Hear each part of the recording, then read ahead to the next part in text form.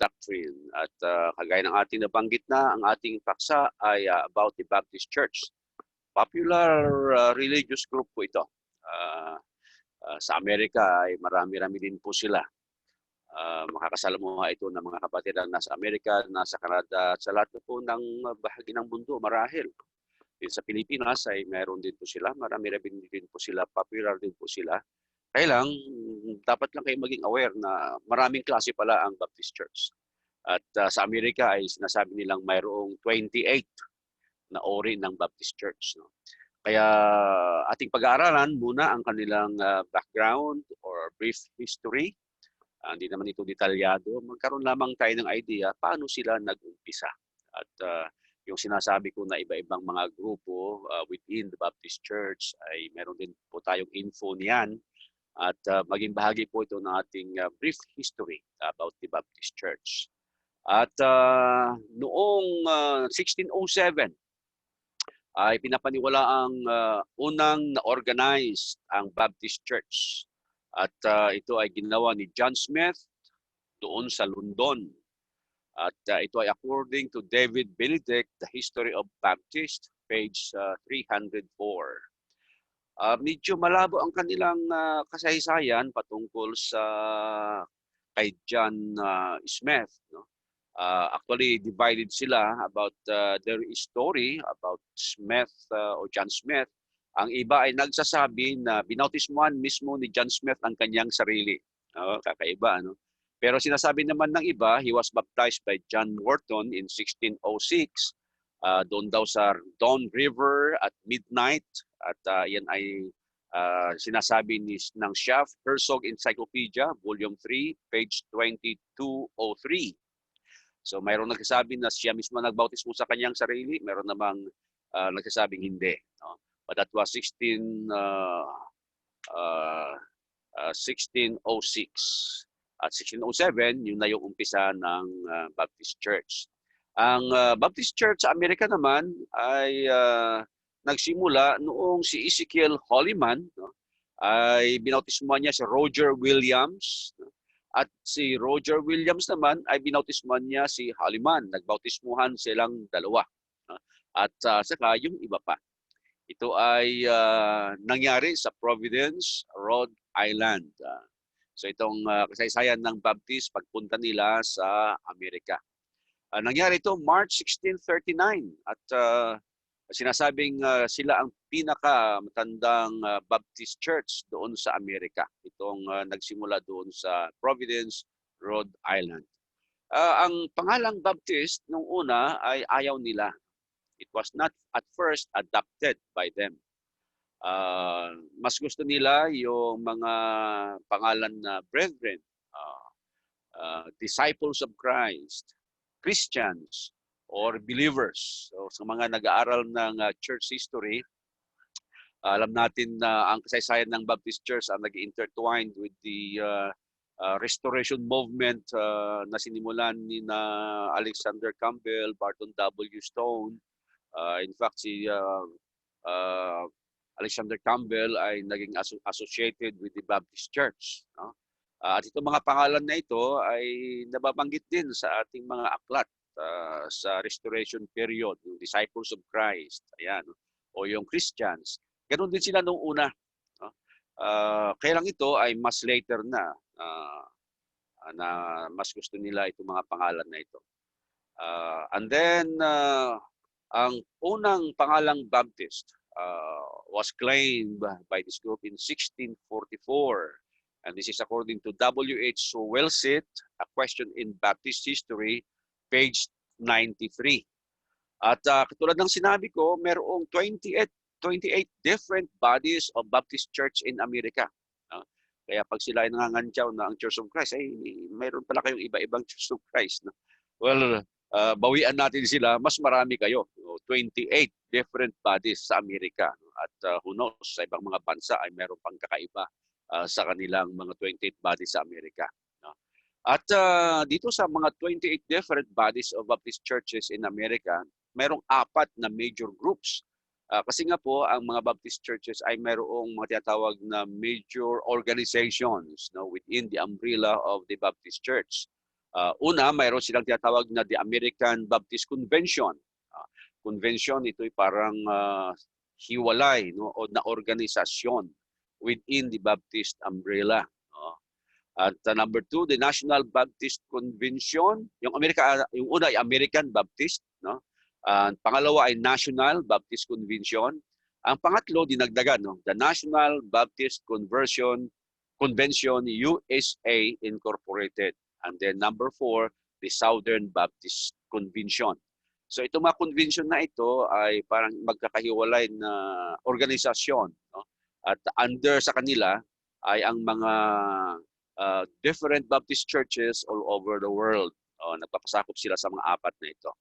At sabi, itong mga lahat ng Baptist churches in the world belong to the Baptist World Alliance. That is according to W.H. Porter sa kanyang aklat na Baptist World Book Encyclopedia noong 1966.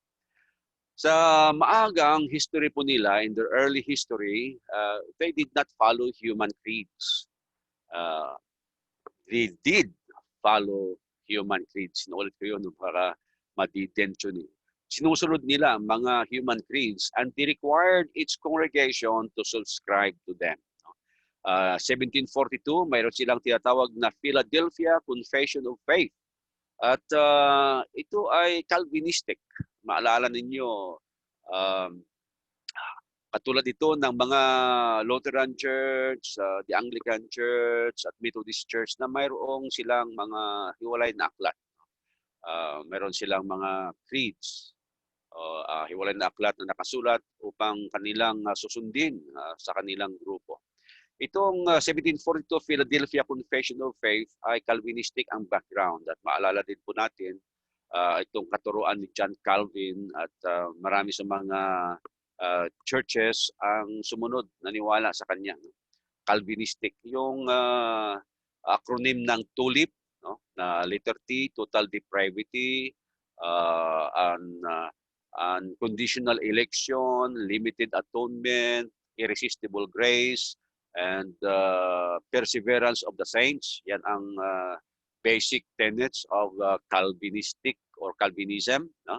Pinapaniwalaan niya nitong Philadelphia Confession of Faith. Pero meron silang pangalawa which is sabi mildly Calvinistic. Noong 1833, it was adopted by the New Hampshire Conference of Faith. So ito yung hindi gaanong Calvinistic. No? Kaya sa mga Baptist friends natin, liliwanagin pa natin sa kanila kung ano kayo, Calvinistic or non-Calvinistic. Ano, no? Mamaya ay merong term, meron silang katawagan na free will Baptist Church. Meron ganon. Sa Amerika, unang lumabas doon ang Primitive Baptist, Missionary Baptist, at ito, Free Will Baptist. So no doubt ito yung naniniwala na ang tao ay merong choice. No? Hindi katulad ng Calvinism na wala. Sa simula pa lamang ay pinili na sino ang maliligtas at sino ang hindi maliligtas. Yun ang katuruan ni Calvin. Kaya yun ang tinatawag natin na Calvinism or Calvinistic doctrine. At among the Baptist Church, nahahati sila. Mayroong Calvinistic, mayroong hindi. Okay? Ngayon, umpisahan po natin ang pagtalakay sa mga katuruan po ng Baptist Church. At mag-umpisa po tayo sa kanilang creed. Ang creed is, or creeds is from the word credo, which means what you believe. No? Credo, I believe. So ano ang ating pinapaniwalaan? At according to Hiscox, Standard Manual of Baptist Churches, page 56, American Baptist Association, ay sinasabi nila, members who are received into fellowship are not required to subscribe or pledge conformity to any creed form, but, merong but, di sila required, but are expected to yield substantial agreement to that which the church with which the unite has adopted. Kapag sila ay nakipag-join sa isang Baptist church, anuman ang paniniwala ng Baptist church na yun, ng congregation na yun, patungkol sa isang credo or creed, kailangan yung mga sasama doon ay paniniwalaan din yung creed na yon ng congregation na kanilang sinalihan. Yan.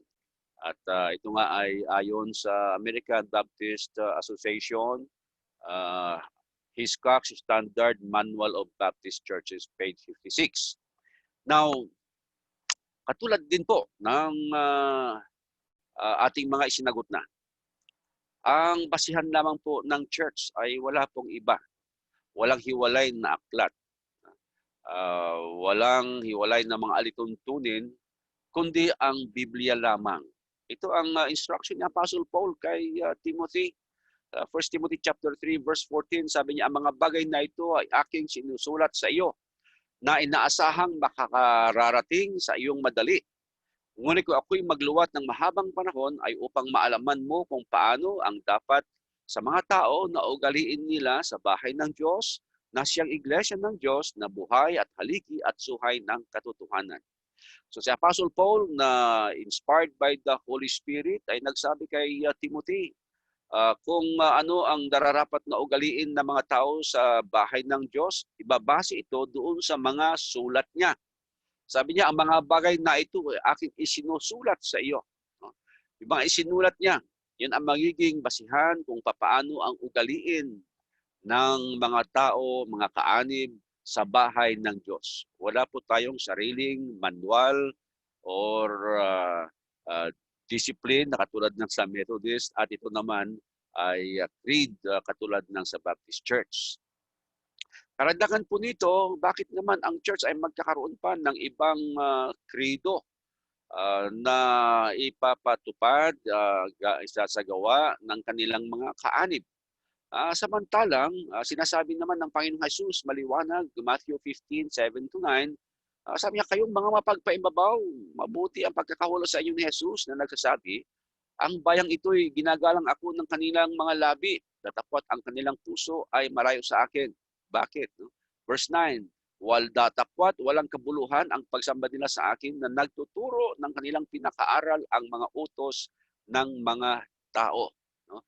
Yung mga credo po kasi na yan, gawa-gawa ng mga tao, isinulat ng mga tao, at pag-aari ng mga denominations, mga religious groups, sa kanila lamang po yan ang kagagawan. Hindi to galing sa Diyos. Kaya kapag yun ang ipinatupad nila sa isang church, ang sabi nga, walang kabuluhan ang kanilang pagsamba na nagtuturo sila ng kanilang pinakaaral, ang mga utos ng mga tao. In addition to that, Revelation chapter 22, 18-19, ay pinagbabawal ng Panginoong Diyos na alisan o bawasan ang hula, dagdagan ang nasusulat, primarily sa aklat ng Apokalipsis, at ito ay para na rin sa buong aklat ng Biblia. Kasi kung hindi mo pwedeng gawin ito sa aklat ng Apokalipsis, bakit mo gagawin sa ibang mga bahagi ng Biblia? So, ito po ang ating pinapaniwalaan. Hindi tayo nagsusubscribe sa anumang creed na gawa ng tao, tanging Bible lamang. Ang sound doctrine ay base sa Bible lamang at wala na pong iba. Pangalawa, ang Baptist Church ay may paniniwala sa divine election or predestination. Nahulugan, sinasabi nila na a person is dead in sin and cannot do one thing to rescue himself. If one is saved, it is because God elected to save him before the foundation of the world. Ito yung idea ni Calvin o bahagi ng Calvinism. Na total depravity ng tao. Ang tao ay walang magagawa sa kanyang sarili upang iligtas niya ang kanyang sarili. Dead in sin, cannot do one thing to rescue himself. Kaya naman, yung pangalawang tenet niya ng Calvinism ay unconditional election.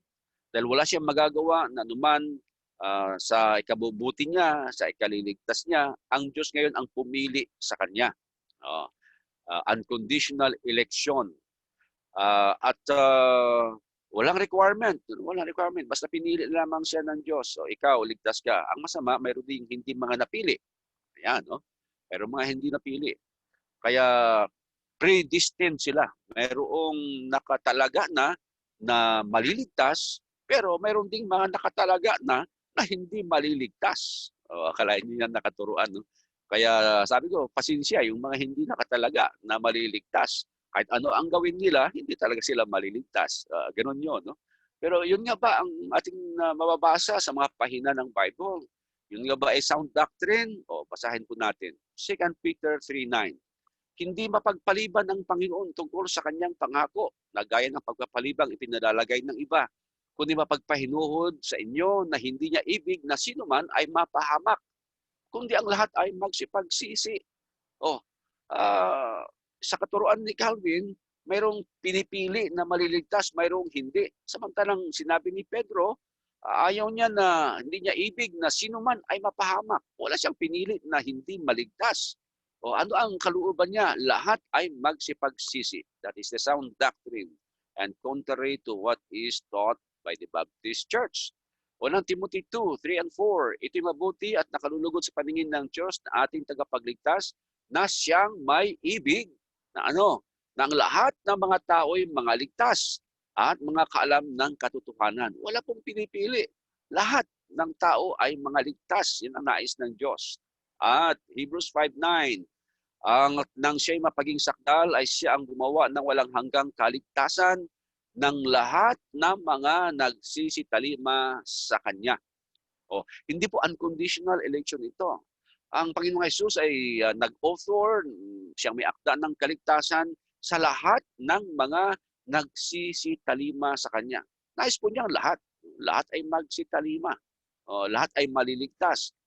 Lahat ay magsisisi at hindi mapapahamak. Subalit nais naman niya ng lahat ay magsitalima.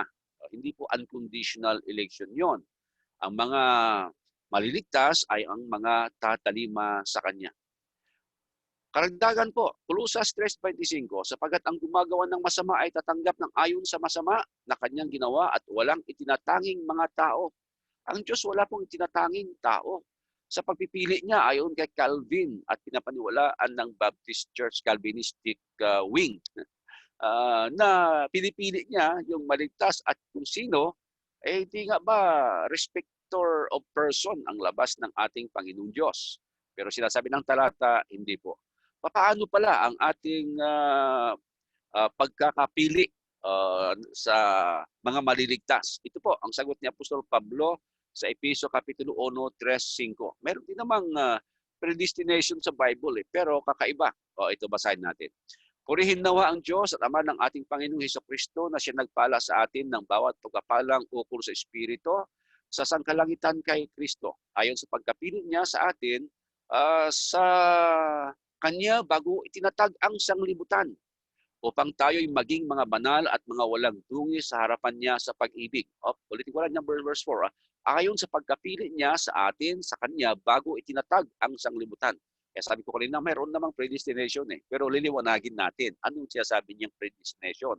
May pagkakapili sa atin bago pa tinatag ang sanglibutan upang tayo'y maging mga banal at mga walang dungis sa harapan niya sa pag-ibig na tayo'y itinalaga niya ng una pa sa pagkukupkup na tulad sa mga anak sa pamamagitan ni Hesukristo. Saganang Kanya ayon sa pinagaling ng Kanyang kalooban sa ikapuri ng kaluwalhatian ng Kanyang biyaya na sa atin ay pinagkaloob na masagana sa minamahal. Nasa Kanya'y mayroon tayo ng ating katubusan sa pamamagitan ng Kanyang dugo na kapatawaran ng ating mga kasalanan ayon sa makayamanan ng Kanyang biyaya. Ano yung tinatawag niya na pagkakapili sa atin bago pa tinatag ang sanglibutan? O yung pagliligtas sa atin. Mga kapatid, hindi po individual at hindi naaayon sa pagpipili lamang niya ng isa-isa ang tinutukoy po rito. Sa halip, ang kaligtasan ng mga naligtas ay sa pamamagitan ng Panginoong Hesus. Yan ang pagkakapili niya sa mga Kristiyano bago pa tinatag ang sanglibutan. Sila ay maliligtas sa pamamagitan ng Panginoong Hesus. Not that He picked individuals and omitted individuals before the world began. Tinalaga niya na ang kaligtasan ng mga ligtas ay wala doon sa iba. Sino mang nasa Panginoong Hesus, yun ang mga itinalaga na maliligtas. At ito ay nangyari bago pa ang sanglibutan. Yan po ang maunawaan natin na katuruan mula kay Apostol Pablo na kinasihan ng Espiritu. Okay, Acts chapter 8 verse 13. Sa karagdagang pagpapasubali sa katuruan ni Calvin na pinaniwalaan naman ng Baptist Church. Sa Acts 8 ay meron tayong mababasa na naging Kristiyano na dating salamangkero itong si Simon. No? Na nang makita niya ang pag-i-impart, pagpapatong ng kamay ng mga apostoles sa mga tao at tinanggap nila ang Espiritu Santo, no? Ay nagustuhan niya ito at gusto niyang bilhin ito sa mga apostoles. Oo. Mababasa natin at si Simon man ay naniwala rin at nang mabautismuhan na. Bautismuhan si Simon, naging Kristiyano siya, nanatili siyang kasama ni Felipe at nang makakita ng mga tanda at ng mga dakilang himala, ginawa ay napahanga siya. At nag-offer siya ng pera upang bilhin niya yung kapangyarihan na yon na pag-i-impart, pagbabahagi ng kaloob o ng Espiritu Santo. At pinagsabihan siya na ito ay kasalanan at siya nawa ay mamatay na kasama ng kanyang pera. So isa siyang halimbawa ng naniwala at nabautismuhan subalit nagkasala. Hebrews 10:26 ay merong tinatawag na kasalanang sinasadya. Sapagkat kung ating sinasadya ang pagkakasala pagkatapos na ating matanggap ang pagkakilala sa katotohanan, ay wala nang haing natitira pa tungkol sa mga kasalanan. So mayroong sumasadya, nagsasadya ng pagkakasala. Ano yun? So hindi totoo ang sinasabi ni Calvin na pag naligtas na yung tao ay hindi na siya magkakasala pang muli at mananatili siyang ligtas. Bakit si Simon? Bakit itong sinasabi ng Hebrews 10:26 na mayroong pagkakasala ng sinasadya? Pati ba yun ay makapatawad? Well, sabi ng bersikulo ay hindi na. Wala nang natitira pang hain patungkol sa kasalanan. Pero pag ating liliwanagin, no, ang mga nagpapatuloy sa pagkakasala, sumasadya, sinasadya na magkakasala, ito yung mga patuloy na pinagkakaila ang ginawa ng Panginoong Hesus na pagliligtas sa kanila. Kasi ang Panginoong Hesus ang hain para sa ating mga kasalanan. Kapag patuloy ito na binabaliwala ng mga tao, sino pa ang magliligtas sa kanila? Sino pa ang ihahain para sa kanila? Wala na. Kaya walang kapatawaran doon sa mga gumagawa dito.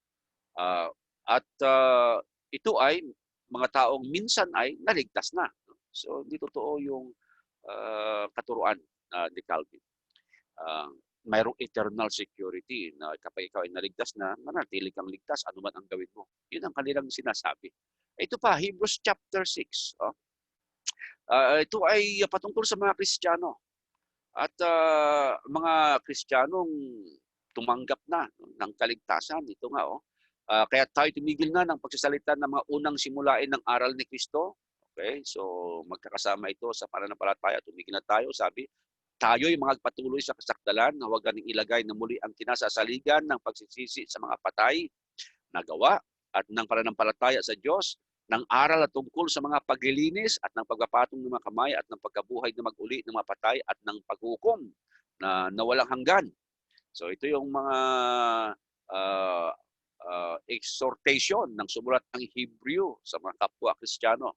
At pakinggan nyo ito, verse 3. At ating gagawin ito kung ipahihintulot ng Diyos, sapagkat tungkol sa mga minsang naliwanagan at nakalasap ng kalooban ng kalangitan at mga nakabahagi ng Espiritu Santo at nakalasap ng mabuting salita ng Diyos at ng mga kapangyarihan ng panahong darating at saka nahiwalay sa Diyos, ay di maaring baguhin silang muli sa pagsisisi.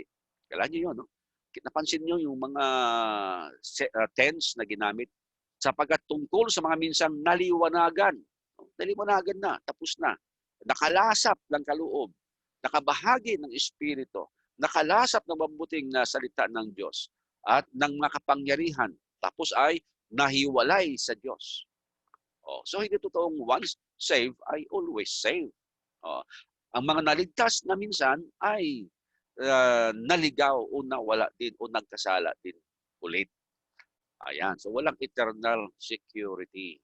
In fact, mayroong mga nahuhulog sa biyaya. Galatians 5:4 sa pagtalakay ni Pablo tungkol sa utusan at sa bagong tipan, sa biyaya na nasa kay Kristo. Sabi niya, kayo'y hiwalay kay Kristo. Kayong nag-iibig na ariing ganap ng kautusan. Nangahulog kayo mula sa biyaya. Sapagkat ang biyaya ay nasa Panginoong Jesus. Ang mga sinasabihan niya ay gustong bumalik doon sa kautusan. O ang kanilang righteousness, pagkaaring ganap ay sa lumang tipan. Kapag ganoon, sabi ni Pablo, mga hulog kayo o nangahulog kayo, past tense, no? Nangahulog kayo mula sa biyaya. At 1 Corinthians 19:27, hinahampas ko aking katawan, sabi ni Pablo. Bakit? Aking sinusupil, baka sakaling sa anumang paraan, pagkapangaral ko sa iba ay ako rin ay itakwil. Kung si Pablo bilang isang apostol ay meron ng eternal security. Once saved, always saved. Katulad ng katuruan ni Calvin. Ano man ang gawin niya, hindi na siya maliligtas. Bakit sinabi niya ito? Na sinusupil ko ang aking sarili, naampas ko ang aking katawan. Baka sa anumang paraan, pagkatapos magturo ako sa iba, ako naman ang itakwil. So mayroong danger sa bawat Kristiyano na mag-apostatize, na magkasala. Kaya, hindi totoong mayroong kayong eternal security. O, ang mga aklat po ng bagong tipan ay lahat mayroong kabi-kabilang mga warnings. Sabi ni Pablo, sinumang nag-aakalang siya ay nakatayo, mag-ingat, baka siya ay mabuwal. O, 1 Corinto 12. At kahit nasa talinghaga tungkol sa binhi, Lucas 8:13, di nga ba? 4 na ori yung lupa riyan na tumanggap sa binhi, tumanggap sa salita. Yung una roon, yung matigas, tabi ng daan. Ang sabi ng mga nasa batuhan ay yaong mga pagkarinig ay tinatanggap na may galak ang salita at ang mga ito'y walang ugat na sila sa sandaling panahoy nagsisisampalataya at sa panahon ng tukso ay nagsisihiwalay. Yun yung binhi na napunta doon sa batuhan. Tatanggapin nila yon. Yung mga naturuan, tinatanggap nila yon. Kaya lamang ay sabi walang ugat. O, at kaya pagdating ng araw, agad na natutuyo. Pagdating ng panahon, mga tukso, sabi ng talata, nagsisihiwalay. Ano yon? Di ba? Hindi eternal security yon. John chapter 3, verse 3-5, ang kapanganakan na muli ay kinakailangan. Sabi ng Panginoong Jesus kay Nicodemo, katotohanan sinasabi ko sa iyo, maliban na ang tao ay ipanganak ng tubig at ng Espiritu, ay hindi siya makakapasok sa kaharian ng Diyos. Lahat ng mga nasa kaharian ay ang mga ipinanganak na muli. Ang mga hindi pinanganak na muli, wala po sila roon. Hindi eternal security yon. Karagdagan, ang mga nasa kaharian na, no? Once na pinanganak ka muli, nasa kaharian na, hindi pa rin assurance na lahat ng naroroon ay maliligtas. May ba tayong patunay? Meron. Matthew 13, doon sa tinatawag natin na parable of the net. Sabi roon na susuguin ng anak ng tao ang kanyang mga anghel at kanilang titipunin sa labas ng kanyang kaharian ang lahat ng mga bagay na nangakapagpapatisod at ang mga nagsisigawa ng katampalasanan. Tingnan sa parable of the net, inihagis ang net at nakahuli ng maraming mga isda. At ang mga isdang nahuli ay mayroong mabuti, mayroong masama. Pagpipilian pa.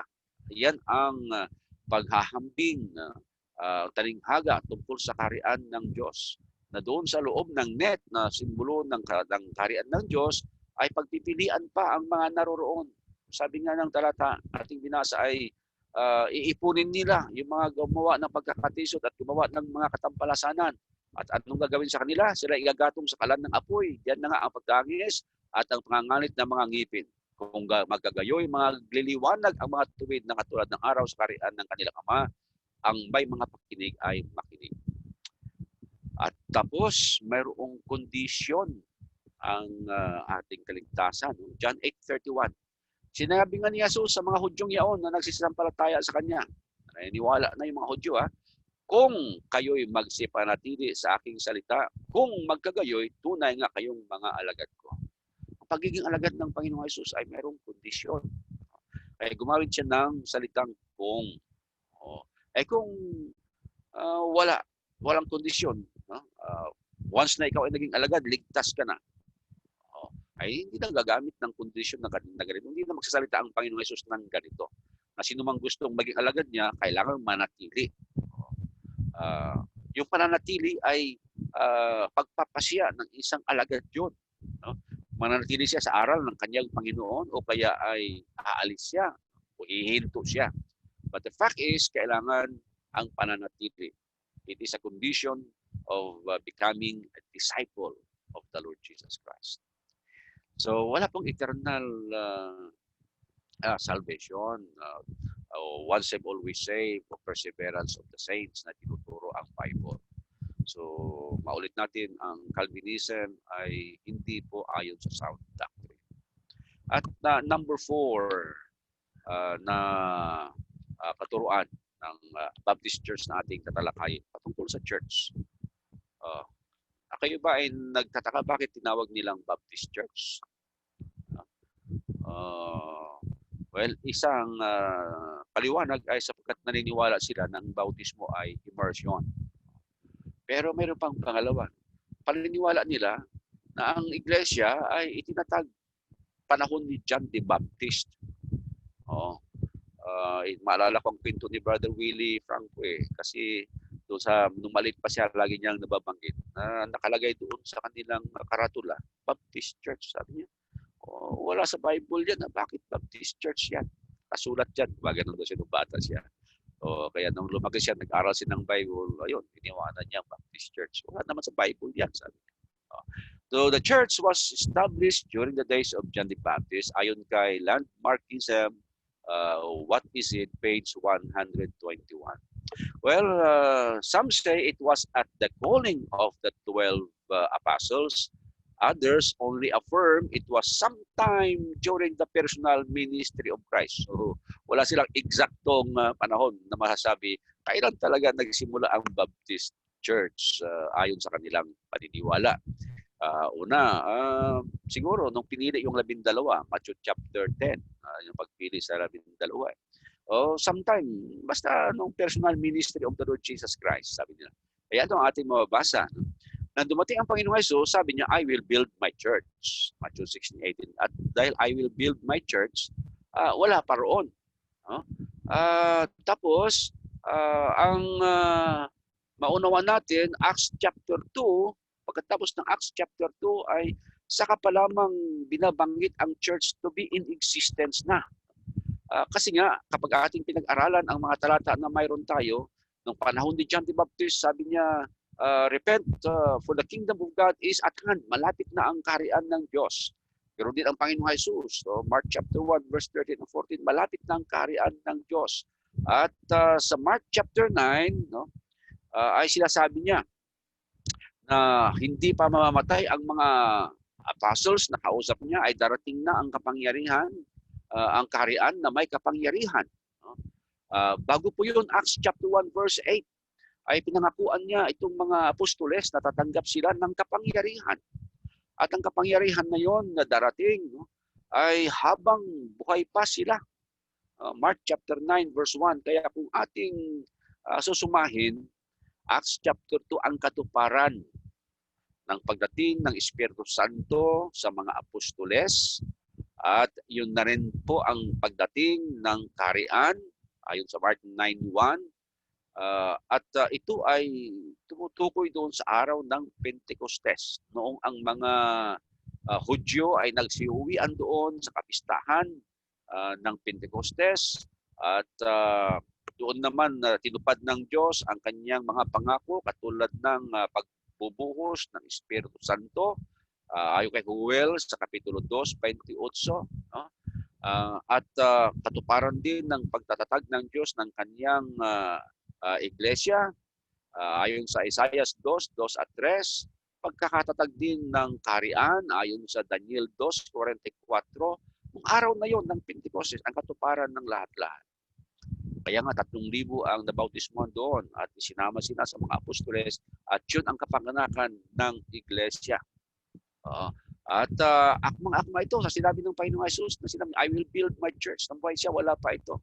And then Acts chapter 20 verse 28 ay sinasabi na kailangan ng dugo ng Panginoong Jesus na ibayad niya sa iglesia. Oh. At hindi na umabot si John the Baptist po roon. Kasi sa Matthew chapter 14 pa lamang ay patay na si John the Baptist. Hindi niya inabot. At saka mayroong talata na nagsasabi si John the Baptist ay hindi kasama kabilang sa iglesia sa kaharian. Ito, Matthew 11:11. Katotohanan ang sinasabi ko sa inyo, sa gitna ng mga ipinanganganak ng mga babae ay walang lumitaw na isang dakila kaysa kay Juan Bautista. Gayunman, ang lalong maliit na sa kaharian ng langit ay lalong dakila kaysa kanya. Walang hihigit kay Juan Bautista. Pero kahit na ikaw yung pinakamalit doon sa kaharian ng Diyos, ay mas dakila ka kay Juan Bautista. Bakit? Kasi hindi naging kabilang sa kaharian ng Diyos, sa iglesia ng Diyos, si Juan Bautista. Namatay siya bago itinatag ang iglesia doon sa Jerusalem noong araw ng Pentecostes, mga taong 33 Anno Domini. So hindi po mangyayari. Sa panahon ni Juan Bautista, itinatag ng iglesia. Nasa future pa lamang noon. Ang sabi nga niya, malapit na ang kaharian. Ang kaharian na yun habang buhay pa ang mga apostoles. At ang gawa kapitulo 2, araw ng Pentecostes, and the birth of the church, namatay na siya noon. So hindi during the Baptist days, o John the Baptist days, ang pagkakatatag ng iglesia.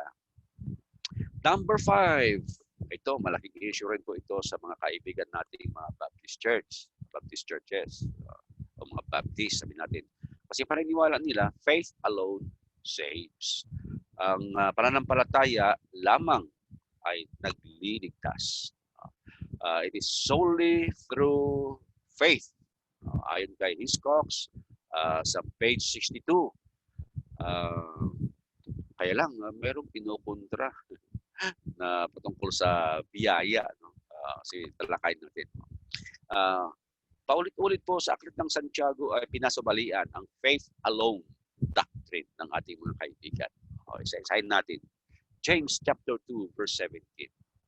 Gayon din naman ang pananampalataya na walang mga gawa ay patay sa kanyang sarili. So faith without works is dead.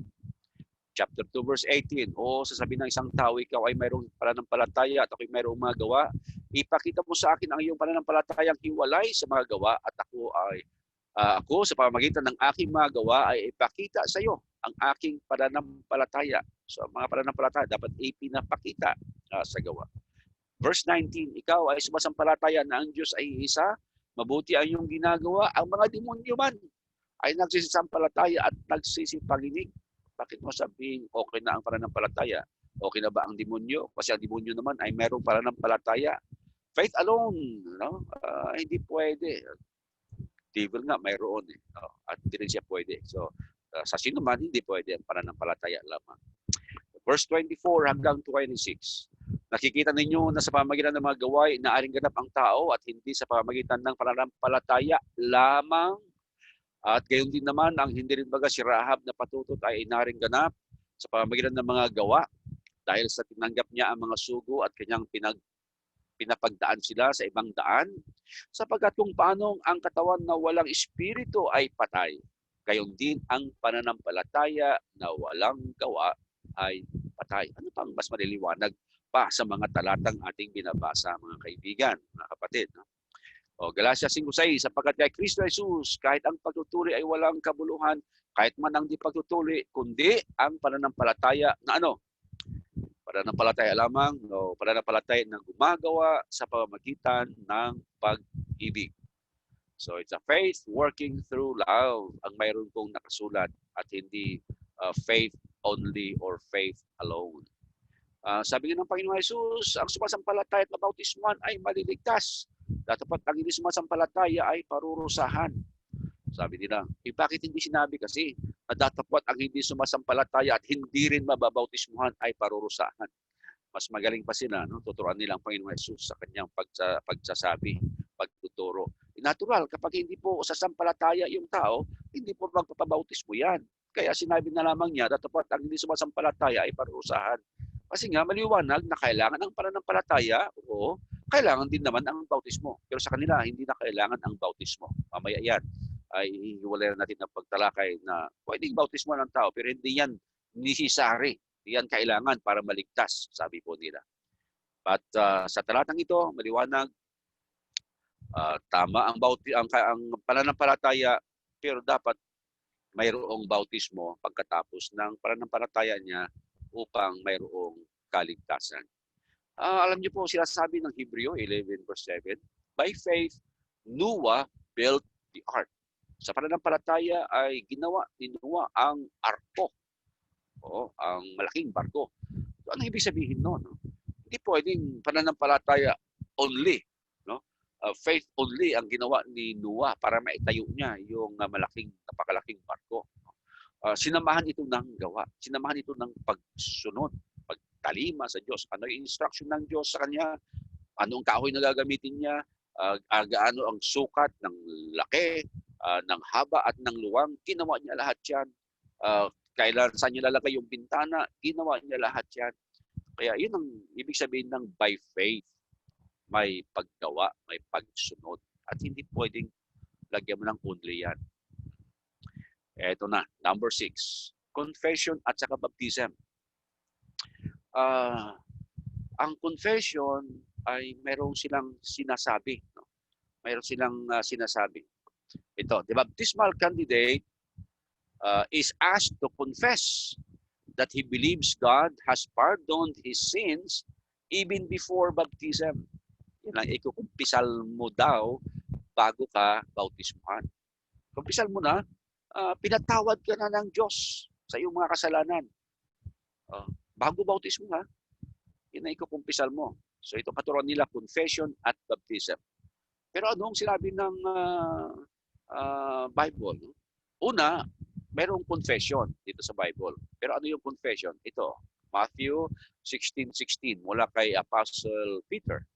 At sumagot si Simon Pedro at sinabi, ikaw ang Kristo, ang anak ng Diyos na buhay. Ito po ang correct confession. Okay?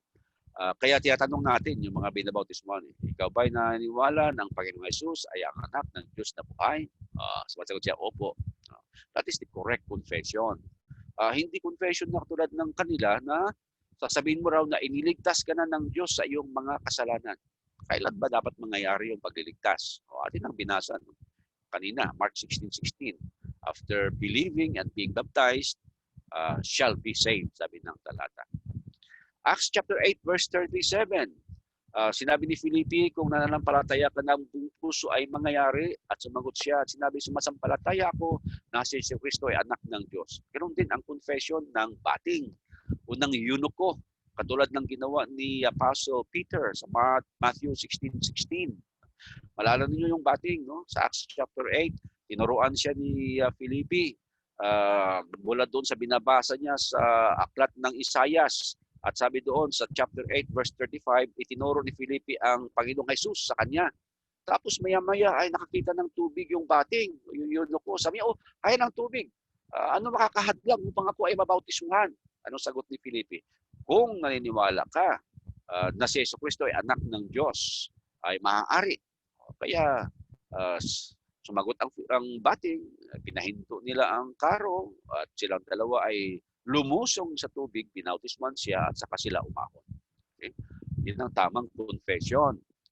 Matthew 10:33, sabi ng Panginoong Jesus, kahit ang bawat kumikilala sa akin sa harap ng mga tao ay kikilalanin ko naman siya sa harap ng aking manana sa langit. Kaya ang confession is about our belief in Jesus Christ. Acts 38, sinabi sa kanila ni Pedro, magsisi kayo at mga bautismo ang bawat isa sa inyo sa pangalan ni Jesucristo sa ikapagpapatawad ng inyong mga kasalanan at tatanggapin ninyo ang kaloob ng Espiritu Santo. Ang bautismo is for remission of sins. Ang bautismo ay sa ikapagpapatawad ng kasalanan. Doon sa confession at baptism na turo ng Baptist Church, ay bago ka bautismuhan, i-confess mo na napatawad na ng Diyos ang iyong mga kasalanan. Not a sound doctrine, not a sound teaching. Ang sound teaching ay kailangan ng bautismo, pagkatapos ng bautismo, mananampalataya ka, magsisi at mayroong pagpapahayag sa kakabautismuhan at mapapatawad ng iyong kasalanan. Sabi ng Panginoong Jesus, maliligtas ka. Mark chapter 16 verse 16. So it's all in contradiction to the written word of God, ang mga katuruan na ito. Now, number 7, baptism is an immersion. Okay, correct. Kaya nga tinawag silang baptist daw kasi nagbabautismo sila. Immersion ang kanilang paniniwala. At least hindi kayo pinapipili, no? Sa Methodist, pinapipili ang mga babautismuhan. Anong gusto mo? Wisik, buhos, o immersion? Kasi ang tatlong ito, bautismo naman sabi nila. At least dito sa Baptist Church, hindi ganoon. Automatic yan, immersion yan. Nag-aral sila ng Greek, alam nila ang ibig sabihin ng word na baptizo, ay baptize, ay immerse, ay plunge, ay deep, gano'n. Kaya lamang, not essential to salvation. Hindi kailangan sa ikaliligtas. Yan ang malungkot na bahagi ng paniniwala nila. Ayon sa aklat ng ni Hiscox, page 20. At ayon sa Pendleton, page 65 and 90, must be baptized in order to enter the Baptist Church. Baptism is a church ordinance. Ayun lang pala sa kanila. Babautisman ka hindi upang maligtas. Tulad ng sinabi ng Panginoong Jesus. Bautisman ka upang maging kabilang ka sa Baptist Church. At ang bautismo, isa lamang itong church ordinance. Alituntunin lang ito ng church nila. Hiwalay ito na katuruan doon sa nasusulat sa Bible. At bago ka bautismuhan, ito pa. Must relate experience that the membership votes, then the membership votes whether to receive new member and allow him to be baptized. Maliban sa church ordinance lang, church membership lang, kailangan magkwento ka pa ng iyong karanasan. No? Pagkatapos, ang mga miyembro ng Baptist Church na gusto mong samahan ay magbubutuhan yan. Magbubutuhan kung tatanggapin ka ba nila bilang bagong miyembro at kung pwede ka bang bautismuhan. Kawawa ka naman kapag hindi ka nagustuhan ng mga miyembro ng sasamahan mong grupo. Aayawan yung bautismo mo. Aayawan yung membership mo. Kaya nung nasa Bible, wala pong kinalaman yung mga pagbubuto nila. At ang dahilan ng bautismo ayon sa Bible ay napakaliwanag upang maliligtas. Ang sumasampalataya at mabautismuhan ay maliligtas. Dapat ang hindi sumampalataya ay parurusahan. Nauuna po ang bautismo sa kaligtasan. Hindi po pwedeng i-reshuffle yan. Hindi pwedeng baguhin ang nasusulat. Pinagbawal na nga po yung pagbabago, pagpapalit, pagbabawas, pagdaragdag, going beyond, pangangaral ng naibang ebanghelyo, sabi ni Pablo, matakwil siya. So, it's a contradiction to what the Lord Jesus said. Acts 38, magsisi kayo, magpabautismo, bawat isa sa iyo sa pangalan ni Jesucristo, para sa ikapagpapatawad ng inyong mga kasalanan. At tatanggapin ninyo ang kaloob ng Espiritu Santo. So, para sa kapatawaran ng kasalanan, hindi dahil napatawad na ang kasalanan, kaya babautismuhan yung tao. At doon sa John chapter 3, verse 5, kailangan ang kapanganakan sa tubig at sa Espiritu upang makapasok sa kaharian ng langit. So kapag walang bautismo, hindi ka makakapasok. Requirement sa makatuwid. Kailangan ng kapanganakan na muli sa tubig, which is baptism, upang mapabilang sa spiritual na kaharian ang isang tao. No? At Galatia 3:27, kailangan ng bautismo upang ibihis ang Panginoong Jesus. So bago ka mabautismuhan, hindi mo ibinihis si Kristo, hindi ka Kristiyano. So kailangan ng bautismo. Hindi katulad ng sinasabi nila, hindi kailangan. Napakarami namang talata itong inaayawan nila na litra por litra nakasulat na kailangan bautismo o pagmaligtas, inaayawan nila. O 1 Peter 3:21, na ayon sa tunay na kahawig, ngayon nagligtas. Ang alin? Sa makatuwid bagay ang bautismo. Ano pang mas maliliwanag ng mga talata ang kanila pong hahanapin. Basta paturuan lang nila yon. Paturuan lang nila yun na naumpisahan, kaya doon na sila. Kahit makabasa sila ng mga talata na napakaklaro, napakaliwanag, ay hindi na nila pinaniniwalaan. Nawa lamang tayo sa kanila. Ano kaya ang kahinatnan nila sa pagdating ng araw ng paghahatol? Gawa 22 ni Isaias kay Apostol Pablo, bago siya naging apostol kay Saulo. Sabi sa kanya ni Ananias, "At ngayon, bakit ka tumitigil? Magtindig ka at ikaw ay magbautismo at hugasan mo ang iyong mga kasalanan na tumatawag sa kanyang pangalan." Liwanag yan, kailangan ng bautismo para hugasan ni Saulo ang kanyang mga kasalanan. Hindi po nahugasan yung kasalanan niya bago siya bautismuhan. O Roma 6:3-4, o hindi ba ninyo nalalaman na tayong lahat ng mga nabautismuhan kay Kristo Jesus ay nangabautismuhan sa kanyang kamatayan? Tayo nga'y nangalibing na kalakip niya sa pamamagitan ng bautismo sa kamatayan, na kung paanong si Kristo ay nabuhay na mag-uli sa mga patay sa pamamagitan ng kalawalhatian ng Ama, ay gayon din naman tayo ay makalalakad sa panibagong buhay. Ano pang hahanapin natin ng mga talata? Ang bautismo po kasi mga kapatid, ito yung nagdaragdag sa atin sa katawan ng Panginoong Jesus. Ito yung paraan upang tayo ay mapabilang sa kanyang iglesia. At Galacia 3:26 hanggang 27, 1 Corinto 12:20, ito yung nagdadala o nagdaragdag kay Kristo sa kanyang katawan, ang iglesia. At ang iglesia ay ang mga naligtas. Acts chapter 2 verse 47, idinaragdag sa kanila ang mga nangaliligtas. Ang sabi po doon, mas mahirap pa po yata ang papasok sa Baptist Church, maging kabilang sa Baptist Church, kaysa maging kabilang sa iglesia ng Panginoon. Bakit ganyo? O di nga ba sa Baptist Church ay pagbubutuhan pa kung ikaw ay magiging miyembro nila o kaya kung ikaw ay mababautismuhan o hindi. Samantalang sa mga Bible examples na mayroon tayo sa mga talatang ating binasa, ay wala pong ganoon.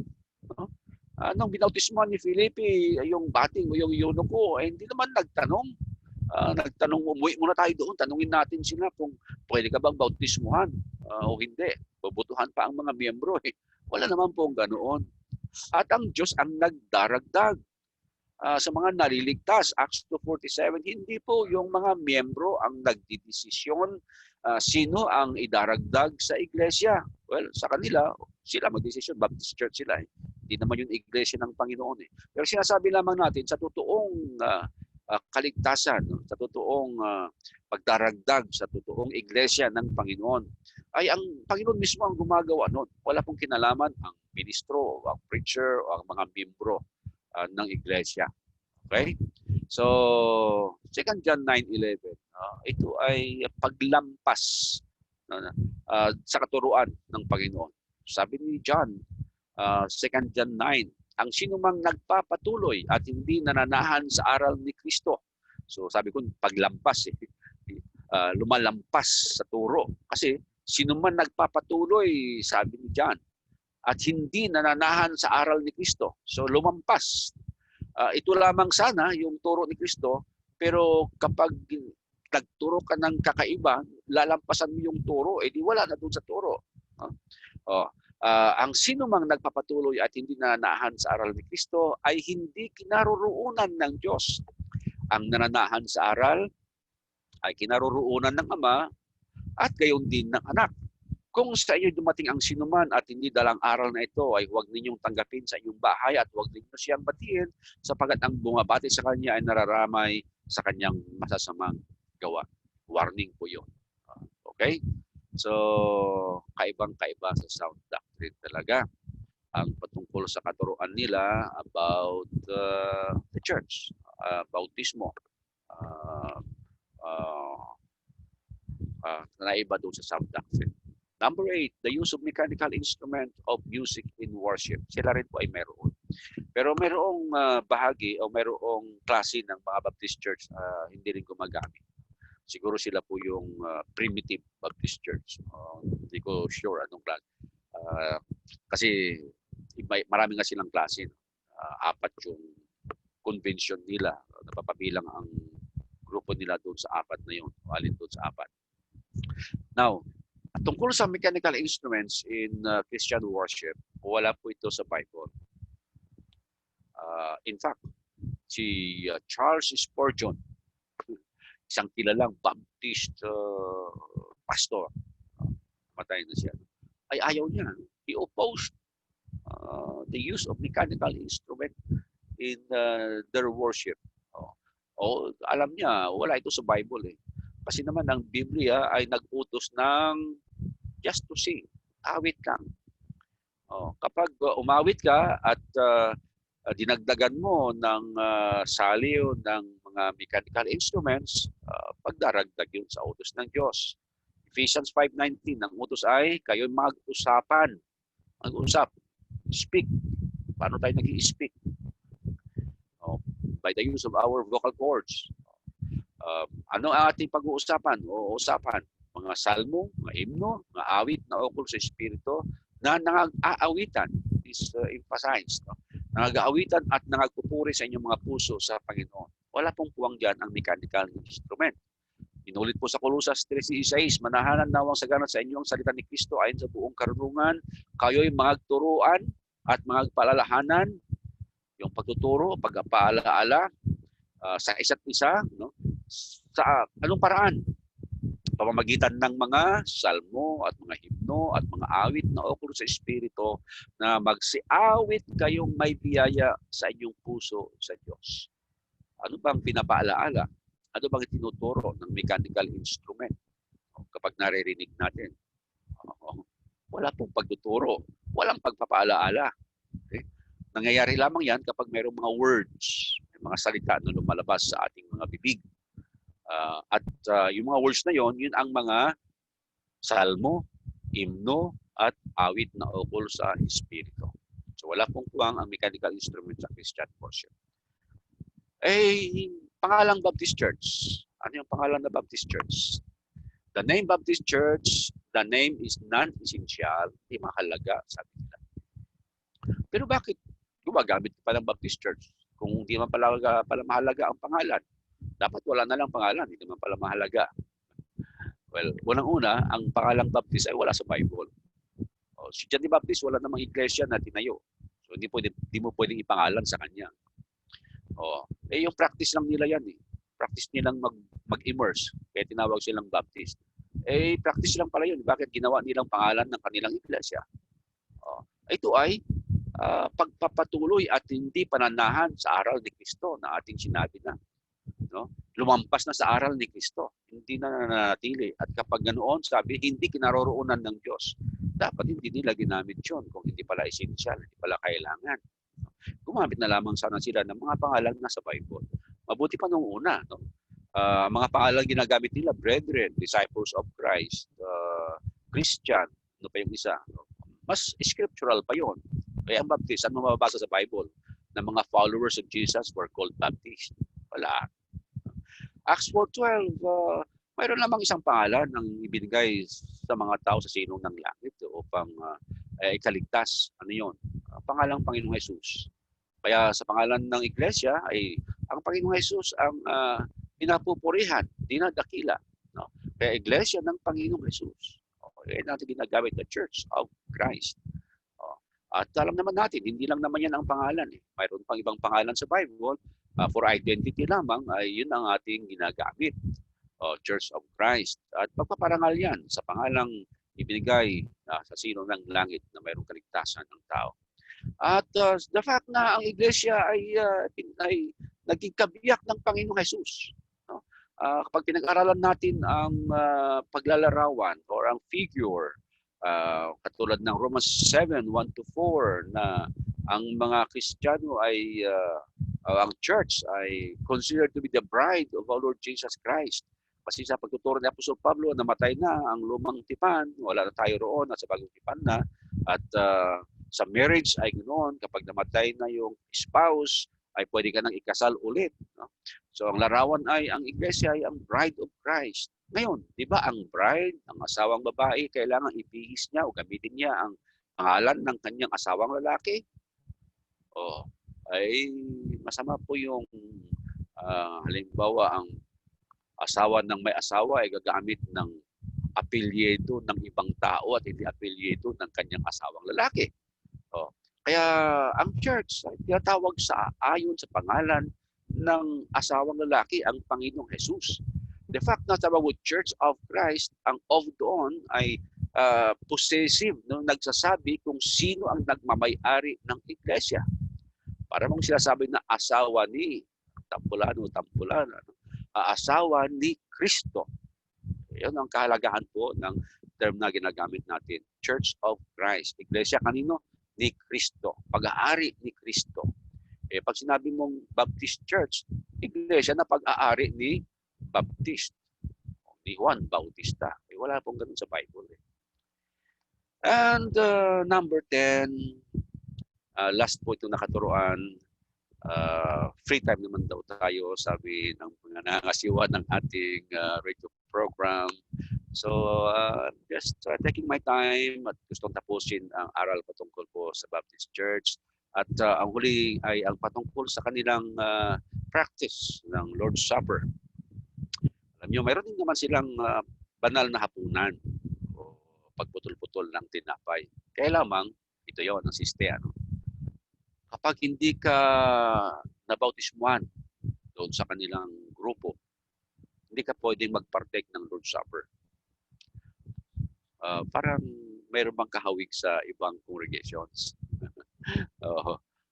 So dapat alam pala ng mga leaders nila kung sino yung baptized at saka hindi. Kapag hindi siya baptized, hindi ka pwede sasabihan. Pero anong sinasabi ng Bible? 1 Corinthians 11:28. Datapwat siya sa atin ng tao ang kanyang sarili at saka kumain ng tinapay at uminom sa saro. Anong point dito mga kapatid? Sa pagpapartake ng Lord's Supper, individual responsibility yan. Hindi karapatan ng sinuman na pagbawalan ang sinuman. Pagbawalan sino. Ikaw hindi ka pwede kasi hindi ka baptized dito sa amin. Hindi, no? Bawat isa, isipin niya kung qualified siya, nasa kanya yon. No? At saka, yung isang talata pa, yung iba naman, halimbawa, hindi naman siya nabautismuhan sa inyo, hindi natin alam kung nabautismuhan sa ibang lugar, ay sagutin niya na yon. No? Ang Diyos naman ay ang siyang hahatol siya bilang non-member halimbawa, non-baptized halimbawa ay magpapartake siya ng Lord's Supper, it will not make him more sinner. No? When he partakes of the Lord's Supper, di ba siya magiging lalong masama Well, kung masama na siya, as is pa rin siya. No? Non-member siya, non-member pa rin siya. Walang magiging magic doon na lilinisin yung kanyang kasalanan pag nag-partake siya ng Lord's Supper. So, susuriin niya ang kanyang sarili ayon sa 1 Corinthians 11:28. At 1 Corinthians 5:12, sapagat ano sa akin ang humahatol sa nanga sa labas, hindi ba kayo nagsisihatol sa nanga sa loob? Ang Diyos nang hahatol para sa mga nasa labas. So, siya nang bahala doon. No? Kung hahatulan siya dahil nag-partake siya ng Lord's Supper, hindi naman pala siya baptized. Nasa kanya na yon. Diyos nang bahala sa kanya doon. Ang alam natin, no, ang mga mananampalataya, Acts chapter 20 verse 7, nagkatipon unang araw ng sanglinggo upang pagputol-putulin ang tinapay. Consistent po ang pagpuputol-putol ng tinapay. Kaya tayo mga kapatid, kahit na nasa pandemya tayo, ginagawa natin ito every first day of the week, unang araw ng sanglinggo. So, ito po ang maunawa natin. 1 Corinthians 16, ang pananambahan ng Kristiyano ay tuwing unang araw ng sanglinggo at sapagkat ang pagputol-putol ng tinapay ay bahagi ng pananambahang Kristiyano, nangangahulugan na kailangan magputol-putol tayo ng tinapay tuwing unang araw ng sanglinggo. Acts 2:42 na natili ang mga alagad sa katuruan ng mga apostol at sa pagpuputol-putol ng tinapay.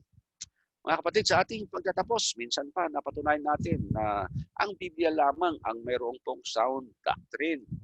Ang katuruan ng mga denominasyon ay hindi po naaayon sa sound doctrine. At kaya nga, huwag nating paniwalaan ang hindi tama. Mananatili po tayo sa katuruan ng Diyos at hindi po sa katuruan ng tao. Maraming salamat po sa inyong pakikinig, mga kaibigan, mga kapatid, dito po sa MXLR, the Lighthouse Radio. Salamat sa mga kapatiran na masiwa ng gawain na ito at sa ating mga listeners. Sana po'y may bahagi natin ang information na ito sa mga kaibigan natin at FYI, ito po ay nire-record namin sa video at ina-upload para mas marami pa ang mararating ng ating pong lesson. So maraming salamat, Brother Alfred. Hanggang dito lamang po ang inyong lingkod. Magpapaalam po ako. And God bless. Pagpalain nawa tayo ng ating Panginoon.